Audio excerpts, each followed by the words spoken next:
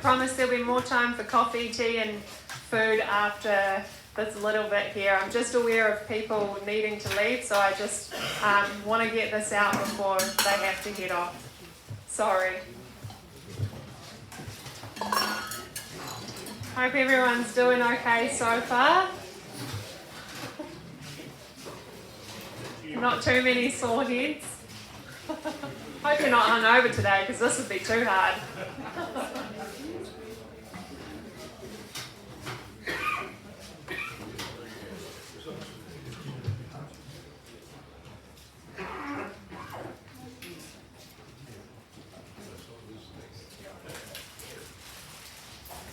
Alright, okay. So this one here is the touchy subject, right? The one we probably want to hear most about but don't really want to know about. I'm not doing my job if I don't talk about it though. So, chemical treatments.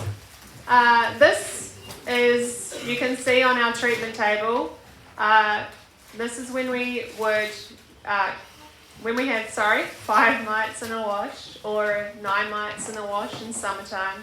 This is when we would want to think about chemical control. Whether that is our non-synthetic or our organics or our synthetic treatments. So I've also given you this paper here. It is a live document. The one far on your right, Eluencap is unregistered. That is oxalic acid strips. Keep an eye out because they are progressing through that. So as I say, it's a live document. Hopefully they get that sorted soon. Okay, so we have Varroa mite in our hive. We wash, say, if we're doing it now, we've washed 5 mites in a wash. What options do we have? I have to break a myth for you, and I can't exactly tell you what option, if you called me and you said, Tonya, I've got this in my hive, what can I do? Unfortunately, I can't tell you because every beekeeper is different, every hive is different. It's up to you. It's up to you to make that decision. But hopefully, I can inform you enough to make the decision that's best for you. So these are our non-synthetic or our organics. Formic Pro, that's formic acid, that's derived from ants. Apiguard, that's thymol, obviously derived from thyme. And apibioxyl, that's oxalic acid, derived from plants, so it's all natural.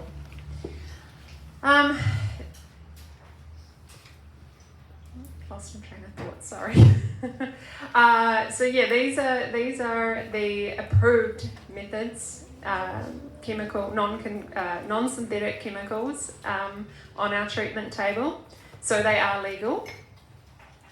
The good news is that there has been research done on these chemicals here, and the research has come back that our Varroa mite don't get resistance to these 3.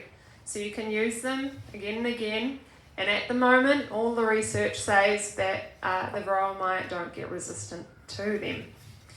Now that sounds like a great thing, right? Like it sounds like, okay, well, we'll just use these 3 over and over and over. But I wanted to warn you that these 3 here are actually much harsher for your bees and for you to apply to the hive than our synthetic chemicals.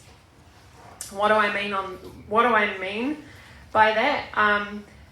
I don't know, for some of you that have Varroa, I don't know if you've used it, but they are very acids, right? So they're very, very, they are overpowering. If you open up a Formic Pro pad, it really knocks your socks off.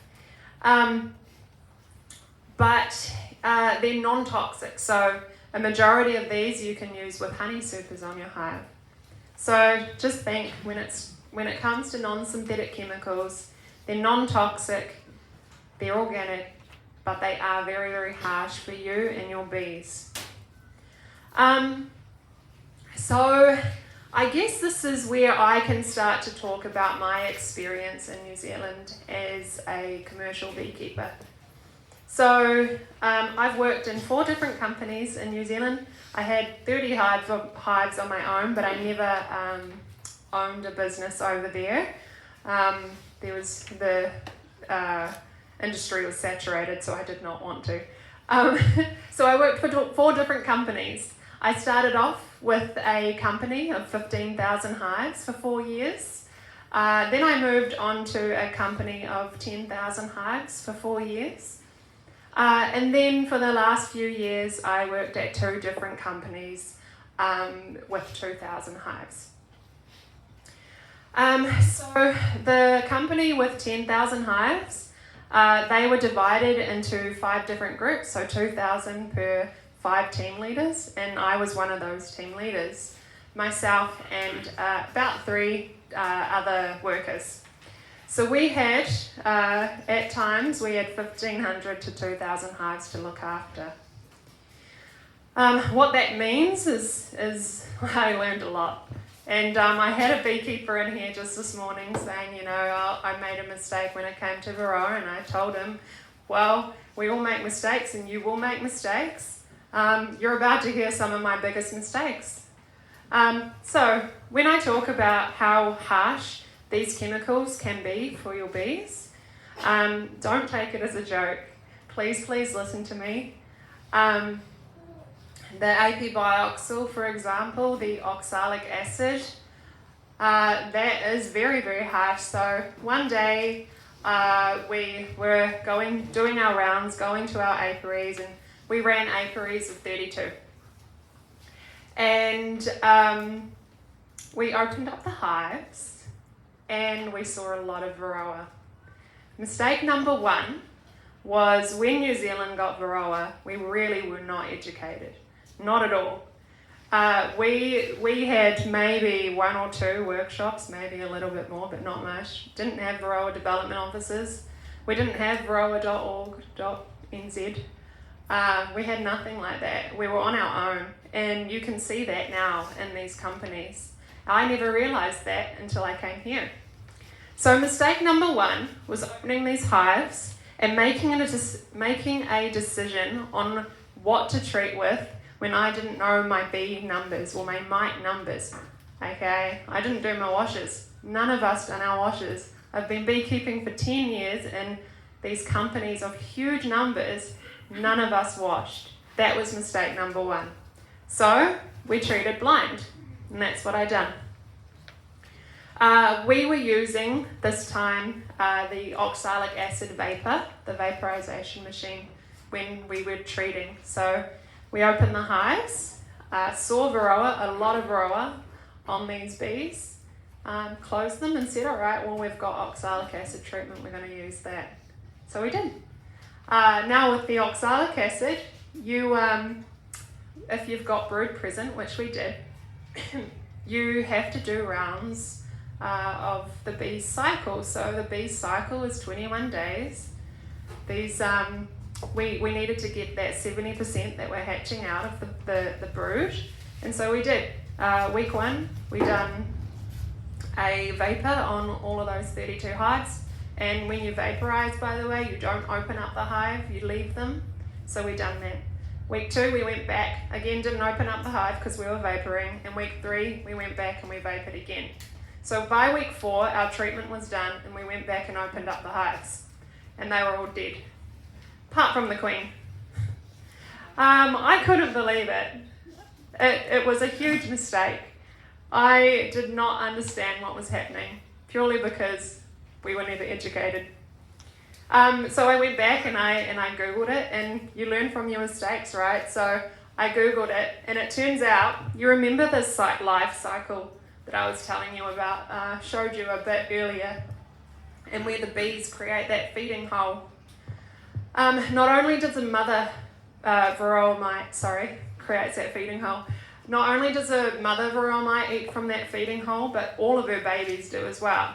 So right up into emergence, they're eating from that wound site.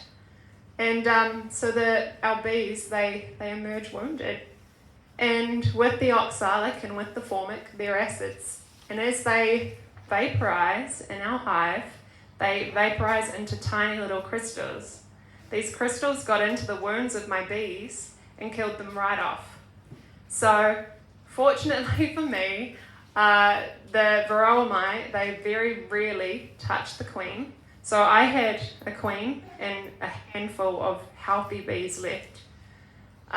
But you don't save them because it's nothing. So huge mistake. If you've got a big infestation, stay away from those acids because you do not want to do what I done. Another, on the same round that we were doing, again, we were uneducated, so we didn't exactly have the correct PPE. We were in our bee suits, yeah, okay, but our boss at the time just gave us a COVID mask for these chemicals to apply to the hive.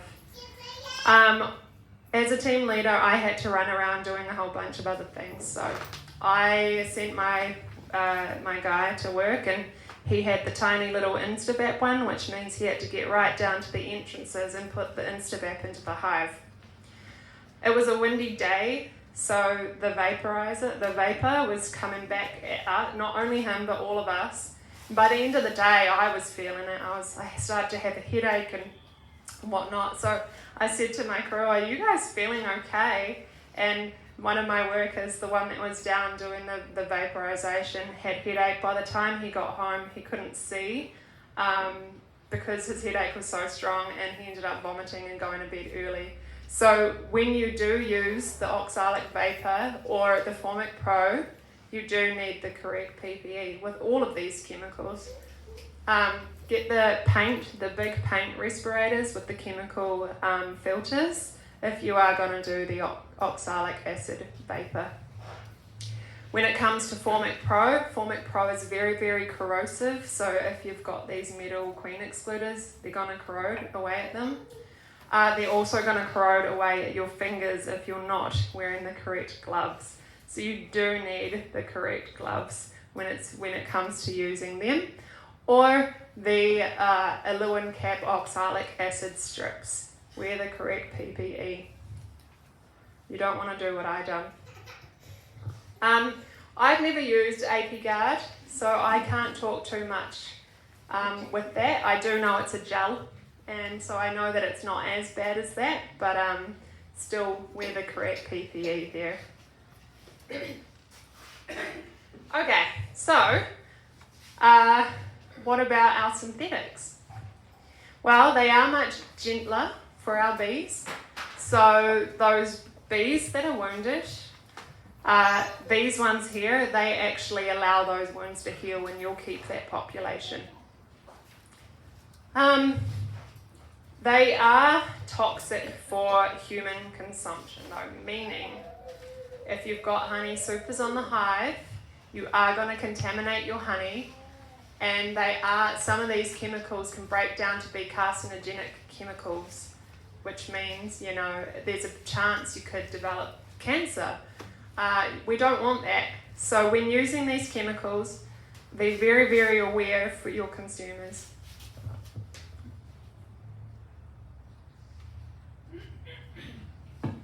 All right.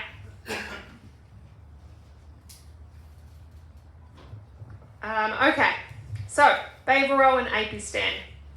They are pink for a reason. They target the Varroa mite in the same way. Apitraz and Apivar, they target the Varroa mite in the same way.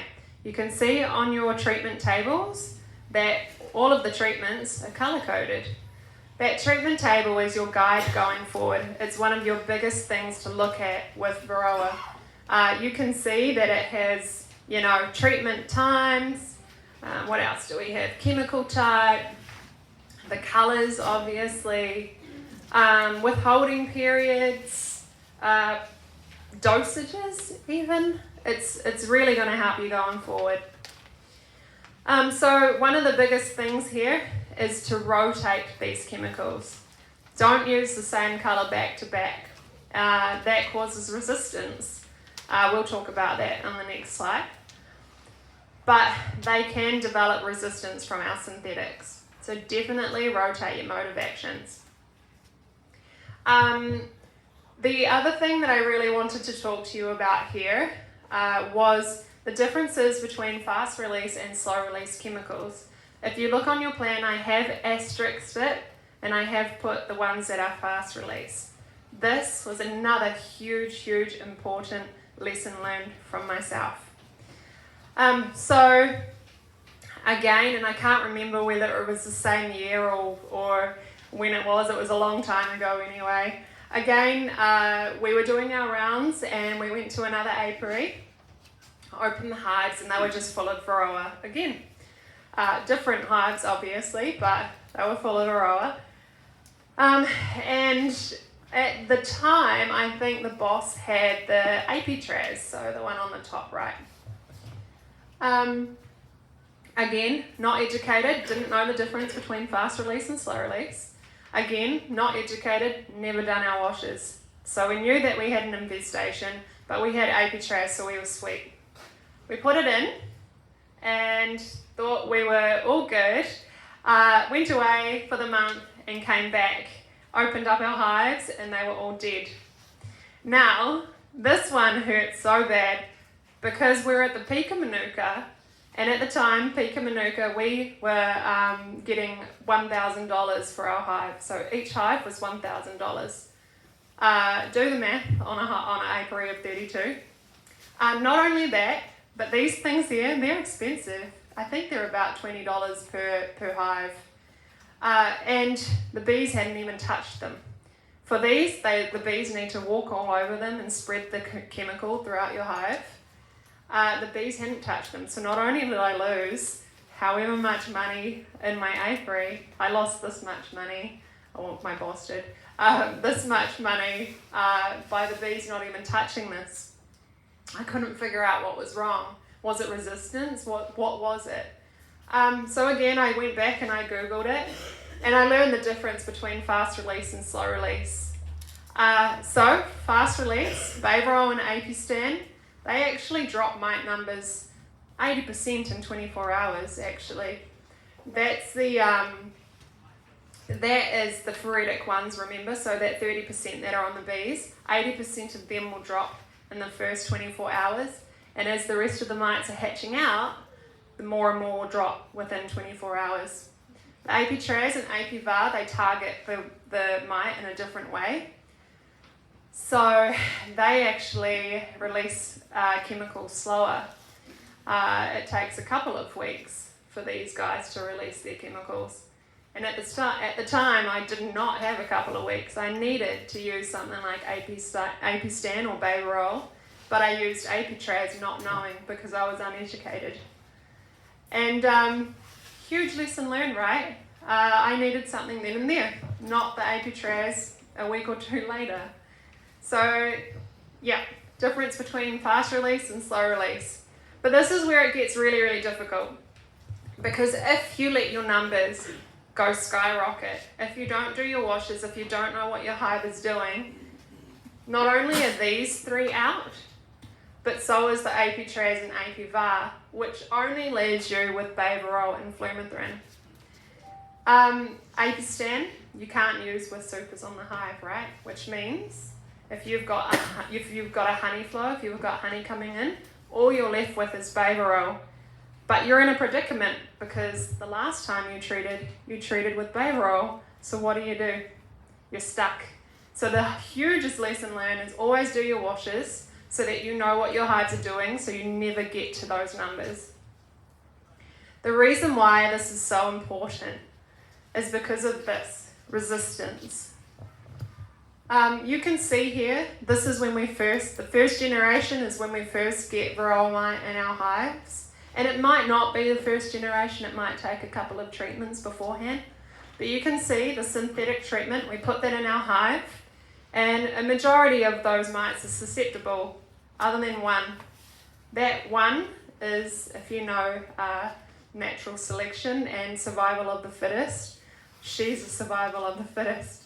She survived, which means she's able to reproduce. And when she reproduces, she is resistant to that chemical, which means in later generations, she's having offspring that is resistant to this chemical. Just to drop some numbers out for you. Varroa and Apistan we can't use in New Zealand anymore because of misuse, because of resistance. All 4 of those don't work in the United States. If you've looked at the data from this year, the data has come, not everyone, not every beekeeper, but a lot of them has come back with overwinter losses of 60 to 100% colony losses over winter. They're having to recuperate every year. And it gets hard. It's hard in New Zealand. It's really, really hard.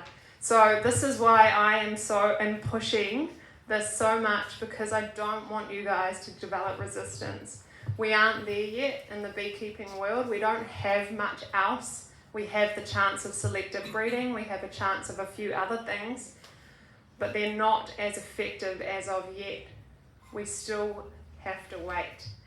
So please do not use these back to back.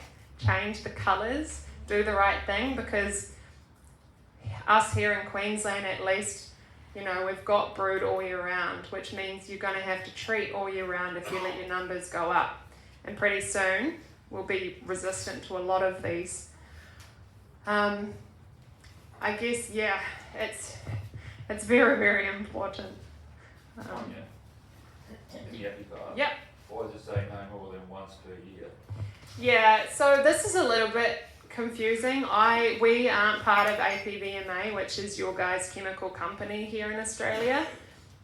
They're very, very confusing what they're teaching, what they're providing us. I don't know, but the company there, so APVA, knows the data behind that and why we can only use it once a year.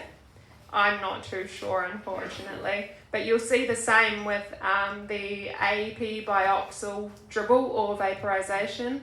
You're only allowed to use that twice a year, yet I've just told you that I've used it 3 times in 3 weeks back in New Zealand. So it's a real struggle. Some things that they've approved, I can't explain, unfortunately. Someone can write an email to them. Maybe there's some explanations there, but after 10 weeks, you take the strip out. Can you leave the hive without a strip for a period of time? Yeah, okay. So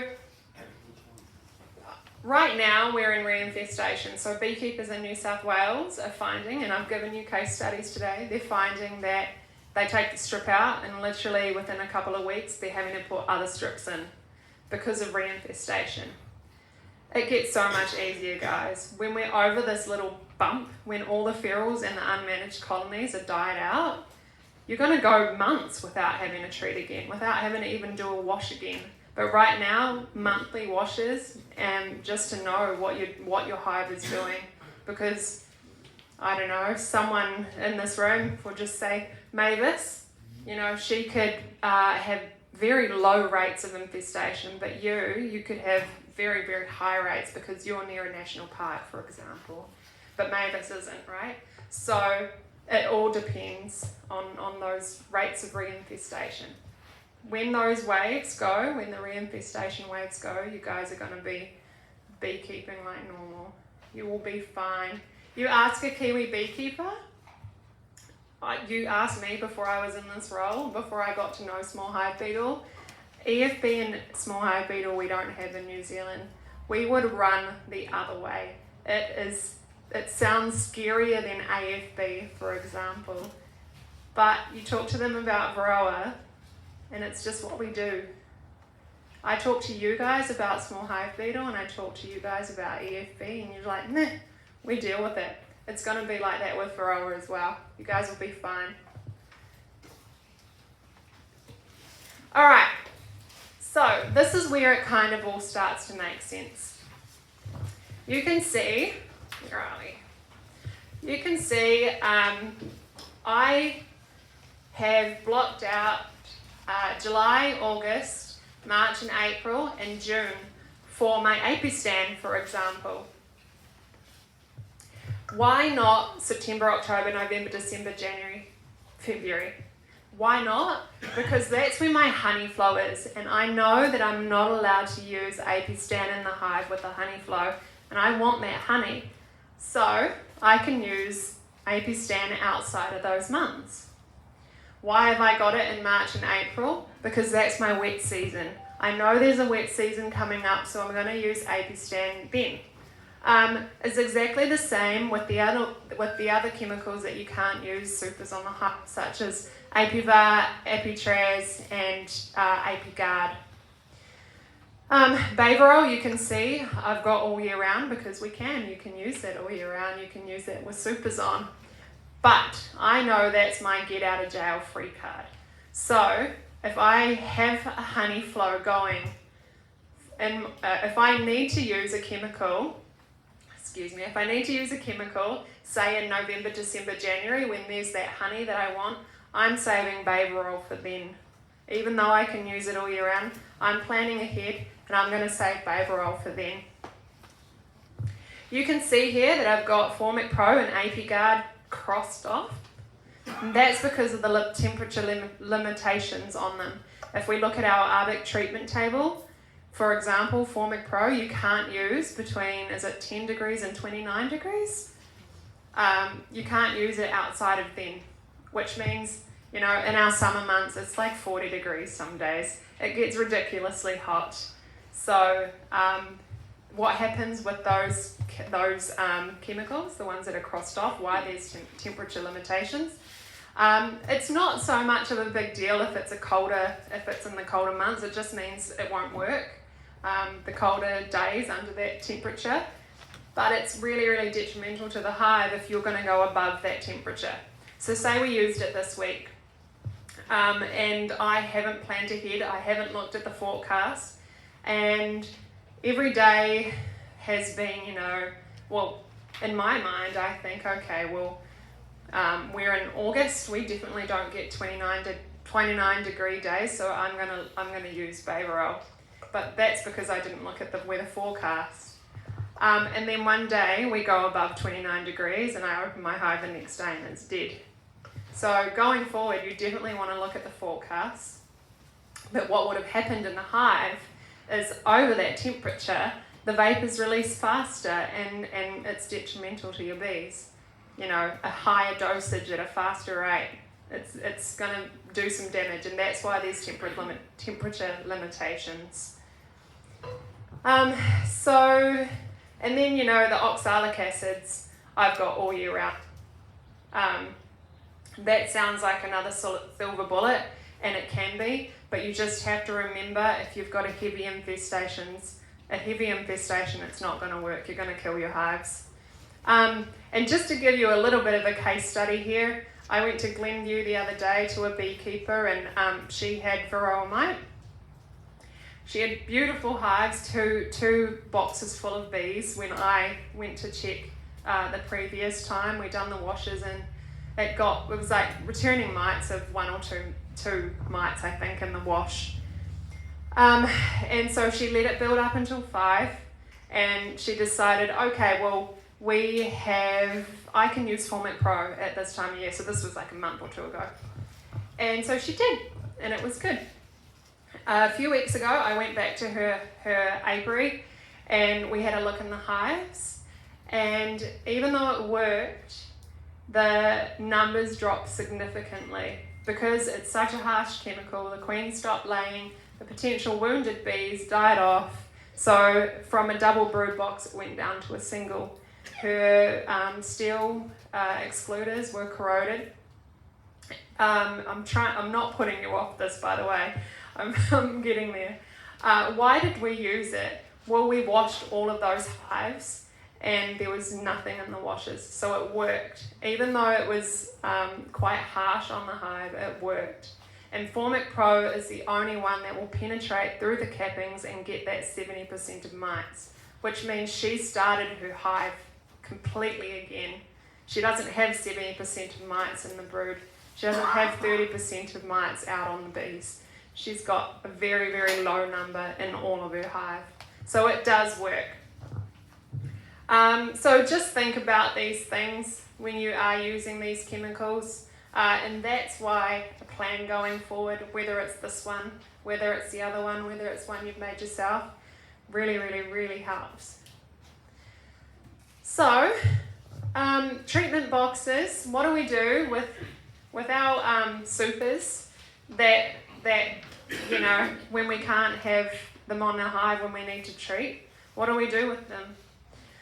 This is a really, really hard one for me to talk to, because I'm not used to it and I'm trying to grasp the concept myself, and I don't have Varroa here, so it's a hard one. But New South Wales people are using them.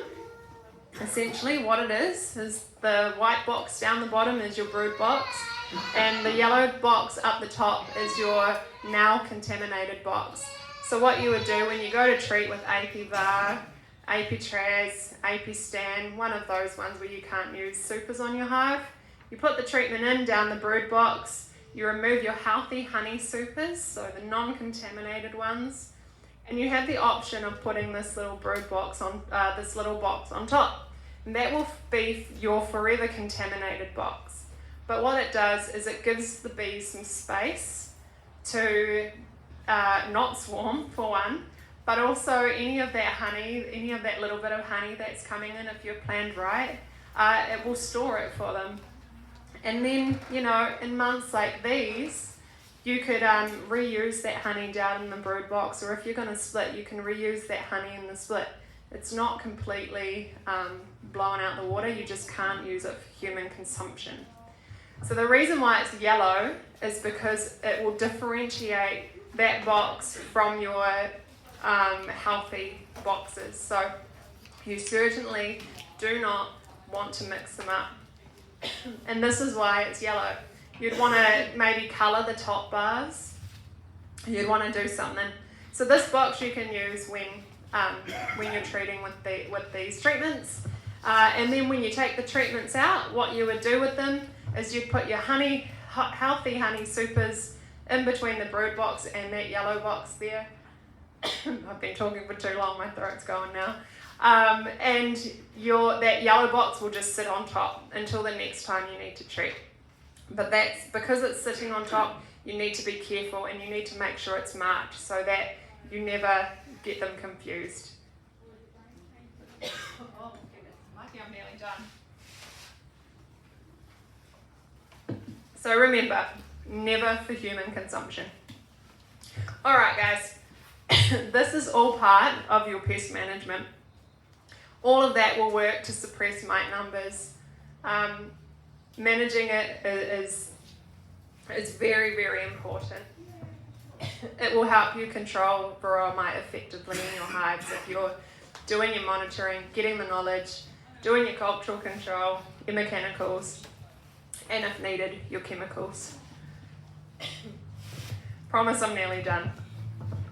These are just some things that we want to warn you about, cautionary tales, things we actually are hearing in the field as videos.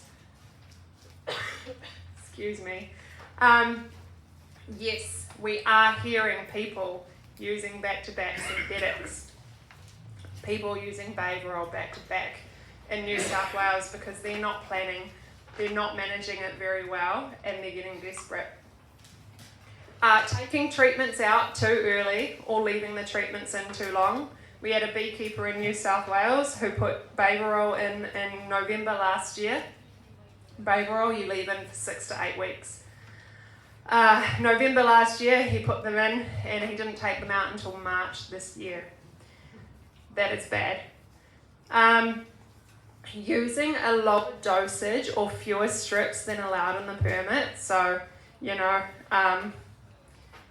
you've got a full hive there, a full hive, and you've only used 2 strips. If you think about it, that's like you on antibiotics taking half the pill. It's not going to work. Treating prophylactically or under the treatment threshold. So treating prophylactically, if you're using synthetics, you do not want to do that, because not all of the treatments are 100%. All of them are not 100%. There's always going to be some type of Varroa. And if you're trying to stop Varroa mite from coming into your hive, there will always be one or two that will still get in. So it's not going to work. And buying what's on special, or buying unknown Varroa mite treatments. So Chinese made labels, just don't buy it.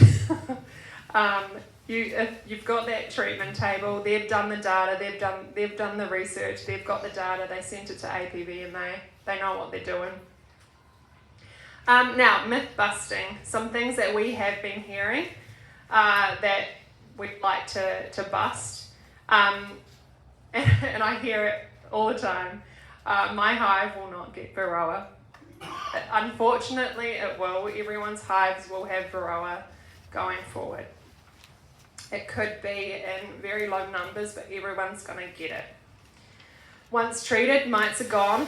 Again, the treatments are not 100% effective. The only thing that will ever be 100% effective is if your hives are dead. That's when the Varroa will stop. Unfortunately, guys, treatment zones will prove difficult. So if I've got, if you're all in the same area and you're all wanting to use the same thing, as I mentioned before, reinfestation rates could be different.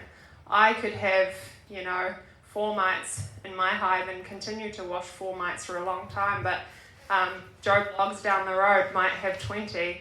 But because of the treatment zones, I've agreed that I'm going to treat when he does. Well, then that's not fair, because then I have to buy more and I haven't even reached threshold. Does that make sense? And potentially too, if I done that, I'm under treatment threshold, so I could develop resistance in my bees, and I don't want to do that. And lastly, Varroa isn't in my area yet, so I don't need to worry. Yeah, we do. We do, guys. We need to do the washes, because I showed you the surveillance map a little bit earlier. 10,000 registered beekeepers, only 400 reports. We really don't know where it is. Not all is bad. Not all is lost, though. We are having beekeepers managing it successfully in New Zealand. In Australia, New South Wales. Even here. Even in New Zealand, we have beekeepers managing it fine, even though we're not as educated or, all of this. We learn from our lessons, just like me, and that's how we learn. That's how we are educated. So we are in the build-up phase. It's going to be very, very hard for you guys. So be prepared to forego honey to be able to treat your colonies, otherwise you're going to lose them. And again, even if you're trying to do the right thing and are doing the right thing, still be prepared for colony losses. There are some colonies that are just really, really susceptible to Varroa, and you just have to accept that. Once the ferals and unmanaged hives die out, you guys are going to be good. And like I said earlier, from my experience with Varroa in New Zealand, it's something that you just deal with. We have losses, just like small hive beetle. Then we recuperate them, just like small hive beetle. Another thing I did want to let you guys know, everyone has social media, right? Majority do. The videos and the stories that you see are online are the worst case scenarios. The worst case scenarios. I saw one of this commercial beekeeper in New South Wales who lost his whole apiary, and he was crying wolf, and I had no sympathy, just because he wasn't managing his hives. It's his own fault. Sorry, that sounded really bad, but but it was his own fault. If he had managed them better, then he would have kept them. So how are they doing it? They're planning ahead. So an IPM plan, what we've just been talking about today, doing their washes before and after treatment, so making sure that treatment was effective. Going into the brood box more frequently, once or twice a month. Yes, guys, unfortunately we have to start doing that. We can't keep doing what we always have done here. Rotating synthetic and non-synthetic treatments, using treatment boxes, looking where the Varroa wave is moving, reinfestation. So just on that really quickly, you'll find that there is a wave of reinfestation. So you'll find all the ferals will die out in one spot, then we hit swarm season, all the swarms swarm, and then you've got reinfestation again. So it kind of goes up and down like this. And finally, cost control strategies and diversification.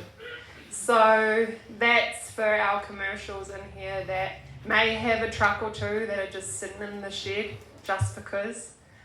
Maybe thinking about, selling them. Or people with too many hives, maybe thinking about, getting rid of a few. Remember, it will get easier, I promise. Okay, another thing I gave you guys was this little pamphlet here. It's a really, really quick survey, just asking you from a beekeeper's perspective how we are going with information as Queensland Government. So, if we can do something better, we want to do it. I have heard of beekeepers that are registered and they're not even getting the notifications, right? So definitely please fill it out. It is optional, but please fill it out because we want to do better for you guys. There may be a few questions on about how my presentation went today too. I don't know. So we'll see. But really quick survey, and that survey finishes Friday, 5th of September. So please do that for us. And if you're still not feeling confident, get in touch. I'm here. Your mentors are here. For the people that aren't part of the club, maybe thinking about joining the club. Could be good. But we're here for you. And as I said, talk to other beekeepers as well. All right. Thank you so much, guys, for listening to this long-winded conversation. I know there was a lot of detail, but I feel like you guys are going to be good. Questions? Probably not a question while you're here. Well, what are the controls you put in place if you want to get rid of your hive? I've only got one hive. To me, it's a lot of work. Okay, good question. I have some flyers up here on how to exit the industry efficiently. Also, if this is very, very overwhelming for you guys, we have another pamphlet up here. We have a resilience officer, we call him. He's pretty much a mental health officer. You can give him a call whenever you want. This little pamphlet here just gives you a bit of information on some of the things that you can do if you are feeling overwhelmed. They're just up here near me if you would like them. So read that pamphlet and we'll be alright. You don't want to just shut it down just if your hive die off, because it's only create more problem. So I'd rather the hive go to someone that will probably control it and look after it. Yeah. So that's such a difficult question too, because if you've looked online, there is so much bee gear, there is so many bees for sale and it's not moving. So there is the option of euthanization. You can euthanize them or talk to someone in this room. Maybe someone will want them. Talk to the club. Try and... Euthanize the hive, you still want to get rid of your equipment anyway. So that's financial things further down the track. There's no problem with getting rid of the equipment. No, so you can even just keep your equipment for later on down the track, right? It doesn't matter if it's just stored in the shed. Euthanize the hives, 3 years' time, if I'm still going, get them back. You've got the option to get them back, exactly. So you'll be fine. Any other questions, guys? The hive dies off. You're right. The hive dies off through Varroa. Can you still use the brood box or you burn it? No, you can use it. You can reuse it. Yeah. Won't be infested. So what I would do, if my hive died of Varroa, I would take all those brood frames and put them in the freezer. Freeze them for 24 to 48 hours, clean them up, and then you can reuse them. Yep. Okay, there was others, yep. The mechanical methods seem quite difficult. Okay. Can you just move straight to chemical, or is that not related? No, you can. You definitely can. If you've got 5 in a wash and you don't have time, you can go straight to chemical. But don't do it when you've got 1 to 4 mites. Definitely not. 5 plus you can, or in the summertime 9 plus is the threshold. You can. It's a good idea to try and get numbers down with mechanical tools, but if you don't have the time, realistically, it's probably the easiest option. Yeah. With your treatment box, you said like once you've done all your nuking of the mites and everything like that, then you can suit back on, put your treatment back on. So like, if you fill up that treatment box and grab the honey from there, take it back down, that honey being sort of filtered there. I guess so. That's another APVMA question, but I know, and that's the first question I asked when they had mentioned that. I said, but bees move around honey, so what's the difference? But they must have done the research and filtered it, and potentially, unfortunately, there's some stuff I do know, but there's some stuff I don't know. You don't have to put it back on top. No, you can put it in the freezer. If you're really worried about that, you can just put it in the freezer. Yep, for sure. But there is that option. Yeah. Yeah. With what you've covered today, particularly with the treatment of chemicals and such, has there been an acceptance by professional people about the way in which the chemicals should be used? Because the thing that sort of comes to me is a contamination of wax products and honey, and there seems to be very little in Australia that is able to test so that we can make sure that the whole range of products that are available, honey products that are available, are in fact chemical free. Yeah. So, good question. Capilano, for the people that sell to Capilano, they're doing their own independent testing. We are getting labs here eventually in Australia for them. I think the most thing that I'm concerned about is the people selling at markets or their back door, because there's no regulation. Yeah. So going forward, I don't know how you're going to trust each other. You just have to trust each other somehow. Because see, for me, the only way you can actually really do anything about that is the government really needs to pay a lot more money into biosecurity to have audits done. Yeah. You know, and so how can we actually support that to make sure that the government hear what we're saying? So, yeah, it's such a good question, and it goes right up to politics, right? So the good thing is we are kind of already on top of that. So what's going to happen going forward is we are going to have officers. I don't know what type of officers, but we're going to have officers, maybe Queensland Health, but they're going to be doing random honey testing. So they're going to go to back doors, they're going to go to markets, and they're going to go to the big wholesalers, right? Capilano, whole buyers, sorry. They're going to be doing random honey testing, and it's not a question of, oh, can I test your honey? It's going to be, I'm testing your honey. So that's a good thing. How much of it, I'm not sure. But yeah, eventually we will get labs. There's a niche market there for you guys. If when we do get labs, get your honey tested, have that certification, then you can sell it at markets, and the general public will be like, oh, well, okay, this person actually is certified to be residue free. Then I'd say you'd probably sell more from that. It's a real hard one there. Yeah. Hopefully people do the right thing. It doesn't 100% answer your question, but I heard a comment this week and I looked it up and I was surprised. And that was that oxalic acid is a natural ingredient of honey. Oh, really? Depending on the flowers and the design, it can range between 8 milligram and 300 milligram per kilo of honey, naturally. There you go.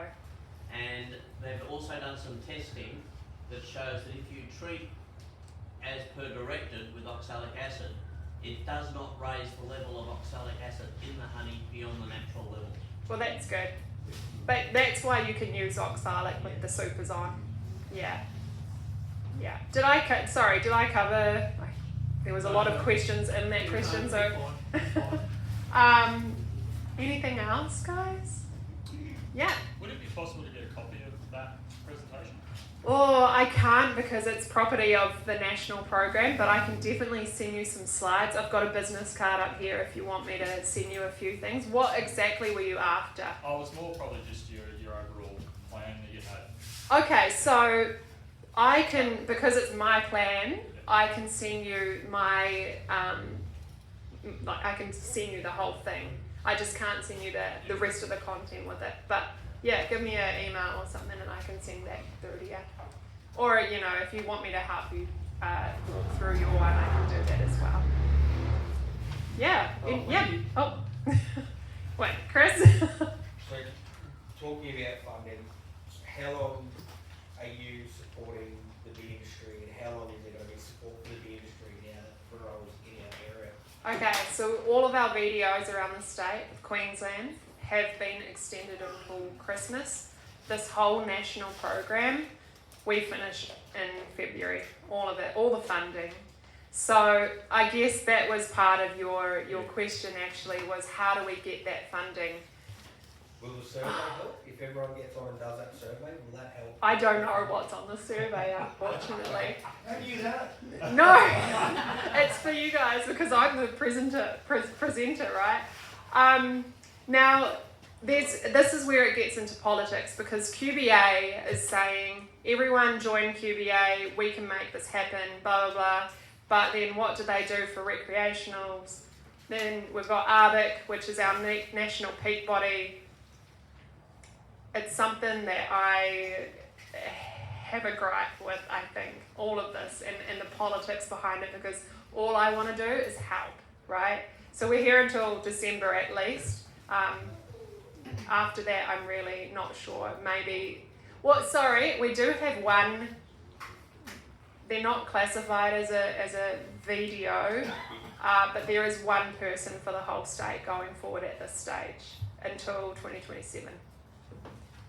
So. Not much, is it? You don't have to say anything that's going to incriminate yourself. But you know, maybe I know there are other people that are creating their own content like this and doing their own talks. I think, unfortunately, it is paid. You have to pay for it, but that's what this club's for, right? You pay your membership and you can get all of that information through your membership. It's great. Yeah, right. The main thing is to notify your local politician and complain to him about it. Yeah, exactly. Do And some everybody petitions does and that would make a lot of difference. yeah. I don't know how you do it, unfortunately, but Everybody's got to do it individually to their different electoral offices. And Yeah. it's a state issue, not a federal issue, isn't it? yeah, it's a state issue. You do both. Yeah, and I think as an industry, this is such a passion of mine. As an industry, we're looked down on in a sense. You talk with any politician or any researcher about cattle, sheep, any kind of other agricultural thing. Our bees support all of that. We are the most important, but yet we can't get the funding. We can't even get funding for us going forward, right? So it's a big struggle, and I hope that QBA, ARBIC, now that we've got Varroa, our voices will be stronger, will be louder, and all of that will start to change. Varroa is going to change it a bit, but we need to push as much as we can.